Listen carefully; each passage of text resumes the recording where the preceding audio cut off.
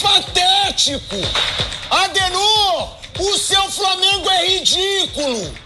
Tite, você é cheio de baba-ovo na imprensa. Cheio. Inclusive aqui tem vários. E o que eu tenho pra falar do teu trabalho é horroroso há mais de 8 anos. Há mais de 8 anos o trabalho do Tite é uma bosta. É horroroso. O que eu vi do Flamengo hoje na Bolívia é pro torcedor que tá aplaudindo, tá vaiando essa vergonha. O Flamengo do Tite virou time pequeno, joga mal, é covarde, não ataca, é um time frouxo. E ninguém fala isso pro Tite. Deu vergonha de ver o Flamengo jogar. E eu não tô falando de um jogo contra o River Plate, de um jogo contra o Palmeiras, de um jogo contra o Atlético Mineiro, contra o São Paulo. Eu tô falando do Bolívar. Vocês sabem o que o Bolívar representa pro futebol? Nada! Nada! O Bolívar é um nada pro futebol. E eu sou obrigado a ver o Flamengo jogar como se ele fosse o Ibis. Como se o Bolívar fosse o Real Madrid. E vai botar desculpinha de calendário em outro lugar. Vai achar a desculpinha de altitude também. Vai falar que foi heróico. Foi um jogo ridículo do Flamengo do Tite. Se o Tite continuar com esse futebolzinho patético que jogou contra o Cuiabá, que jogou contra o Fortaleza, que jogou contra o Criciúma, que jogou contra o Vitória, que jogou contra o Botafogo e que jogou contra o Bolívar, o Flamengo não vai a lugar nenhum.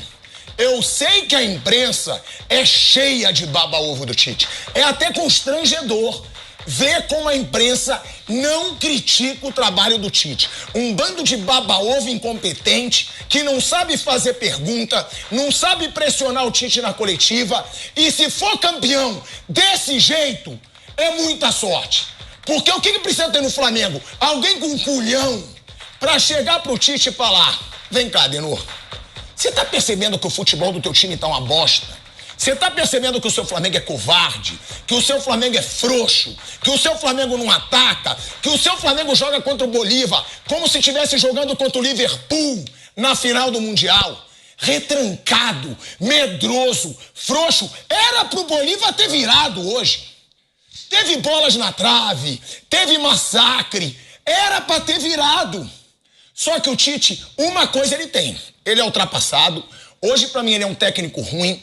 Hoje, pra mim, ele é um técnico covarde. Hoje, não. Nos últimos 8 anos. Porque ele teve 2 Copas do Mundo ridículas pela seleção brasileira. Ele não jogou nada em 2 Copas do Mundo. Ele foi eliminado pela Bélgica. Ele foi eliminado pela envelhecida Croácia. A seleção dele foi um fracasso. Então, não é hoje. Há 8 anos, o Tite é um técnico fraco. O Tite não é um técnico vencedor. Ele foi vencedor no Corinthians. Só que tem que ter alguém no Flamengo com culhão pra falar pra ele: Tite, você ganha mais de R$1 milhão por mês. Vamos ser mais direto. Ganha quase R$1,5 milhão de reais por mês. Não dá pra, em 1 ano de trabalho, você fazer o Flamengo jogar assim. Porque eu sei, o torcedor do Flamengo, eu sei que eu senti isso hoje. Tá aliviado de ter acabado o jogo. Eu mesmo, eu tive que subir, sair aqui do switcher, porque tava uma secação total e tem que secar mesmo. O rival tem que secar e tá gostoso secar o Flamengo. Porque é um Flamengo covarde, é um Flamengo frouxo. E pro Flamengo ganhar alguma coisa esse ano, vai ter que mudar de postura. Vai ter que ter um treinador corajoso e que saiba o que é o estilo de jogo do Flamengo. Que saiba o que é o estilo de jogo do Flamengo. Porque, me desculpa, é uma Libertadores que uma coisa o Tite tem, desculpa, eu esqueci de falar, eu desenvolvi tanto, ele é sortudo.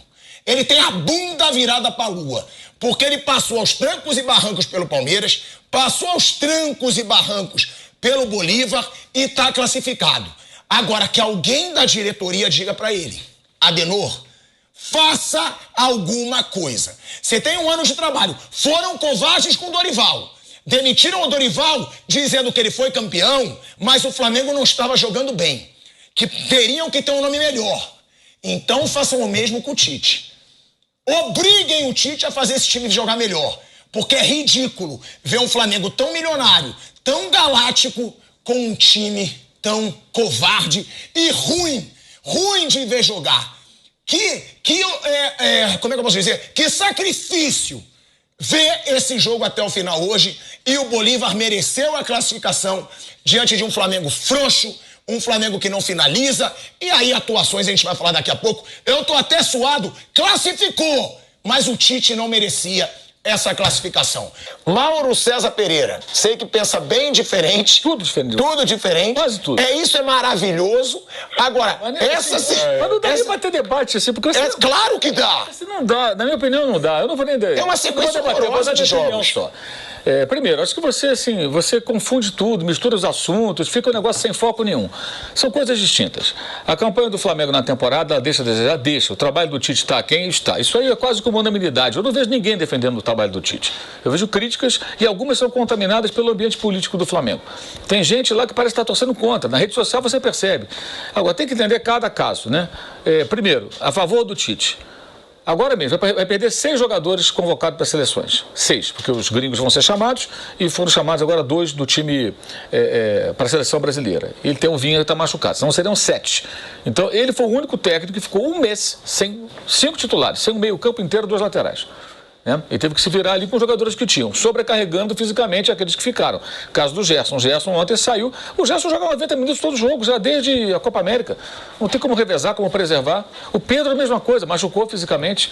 Então, ele lida com uma dificuldade que é maior do que a dos outros nessa temporada, nesse aspecto. São a favor dele. Contra ele, os gols que o Flamengo toma de bola aérea, o mesmo gol aconteceu contra Palmeiras, Botafogo e Bolívar, mesma jogada, isso está na conta dele, claro, e do Ayrton Lucas, né? Obviamente, né? Que foram 3 jogos, né, Mauro? Que ele falha toda vez ali. Eu não sei onde que cabeça que ele tá. O rapaz está entrando ali por trás, ele parece que... Ontem eu vi uma piada boa na minha live. O cara falou, o Tite tem que comprar um retrovisor para Ayrton Lucas, jogar com o retrovisor, para ver que tem um cara vindo atrás dele que vai cabecear a bola para dentro do gol, pô. Impressionante. Mas, enfim, é culpa do jogador, é culpa da comissão técnica também, claro. Discordo totalmente dessas entrevistas em que ele não fala nada, muitas vezes faltam perguntas. Ontem faltaram 2 perguntas fundamentais para ele. Uma, por que Carlinhos 71 minutos, mais ou menos, em campo? E o Bruno Henrique não. Não dá para entender.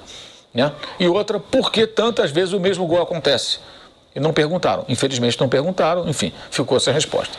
E ontem até uma coisa interessante que o Rodrigo Matos escreveu na rede social, o colega lá do UOL, o Rossi traduzia o que o Tite falava. Bizarro isso, que o Tite falava um blá blá blá, e o Rossi vinha com muita lucidez e explicava a situação.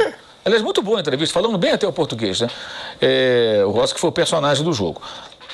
Agora, a favor, isso tudo é contra o Tite. Eu também questiono. O jogo contra o Botafogo, a gente falou aqui, errou tudo, mudou o time no segundo tempo. O primeiro tempo foi até bem. Ele até foi bem quando entrou o Vitor Hugo, surpreendentemente, o time se organizou, empatou o jogo, não correu muitos riscos. Quase virou, o Carlinhos teve chance para virar no primeiro tempo. Isso perdendo a Arrascaeta com 4 minutos, tomando um gol com 2 minutos, cheio de desfalques. No segundo ele recua, o Léo Ortiz para a zaga. Enfim, foi um desastre. Ontem é um jogo atípico, não dá para usar esse jogo como regra. Você falou do jogo do Inter, vim buscar aqui a estatística desse jogo. O Inter teve 36% de posse de bola e finalizou uma bola no gol e ganhou de 1-0. Tomou 23 arremates no time do Bolívar. É o mesmo jogo. É pressão do time local.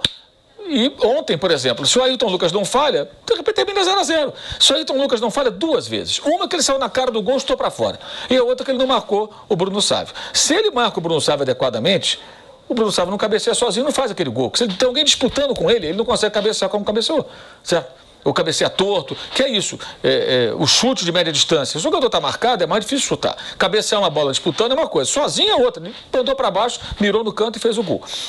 E o gol que ele perdeu frente a frente com o goleiro Lampe. Estava 0-0. E o Gerson também, aquele do Gerson que não chutou. Ele não chutou, não sei porquê, ficou pedindo um pênalti que não houve.